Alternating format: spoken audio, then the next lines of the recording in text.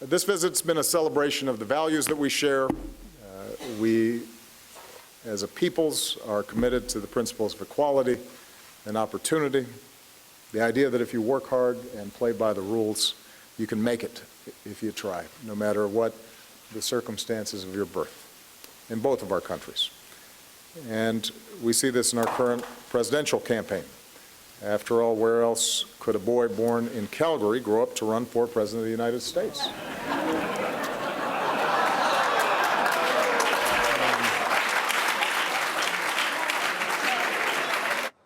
President Obama having a little fun there at Ted Cruz's expense during the White House state dinner Thursday night.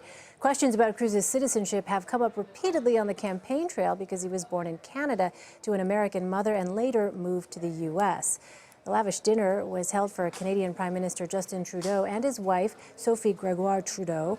President Obama welcomed Trudeau to the White House earlier Thursday, the first official visit by a Canadian leader in 20 years. Both the menu and the guest list featured nods to Canada. Canadian actors Michael J. Fox and Ryan Reynolds were there. One famous Canadian who was not in attendance, Justin Bieber. Mr. Obama also took a swipe at the Biebs, joking that in America, Trudeau may be the most popular Canadian named Justin. Yeah, also a couple of other people, right, whose names escape me at the moment. Controller, you can help me because I can't think of them. It was Grant Hill. Grant Hill? And, oh, yes, Blake Lively. Oh, okay, yep. We're naming people. Is that what we're doing here? Got it. Okay. That's Nancy Pelosi. Yes, of course. All right. Let's get some final thoughts on the Republican debate, starting with Steve Chigueras, CBS News senior political editor. Steve, your thoughts. So a couple of things. Let's just talk about a word that Trump used about halfway through the debate to describe how it felt, civility. And it was really the most civil debate I think we've seen in a while, definitely in the last month or so. There was not that the barbs between the candidates, were not the insults. Trump kept his cool, which was fascinating to watch.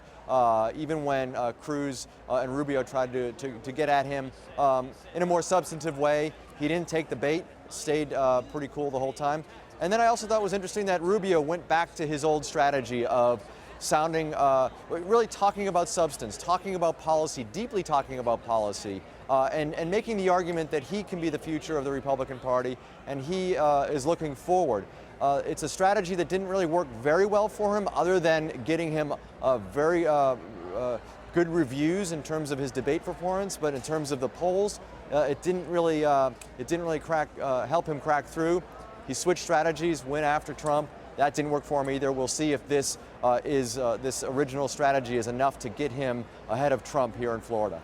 Rick Davis, your thoughts on the debate?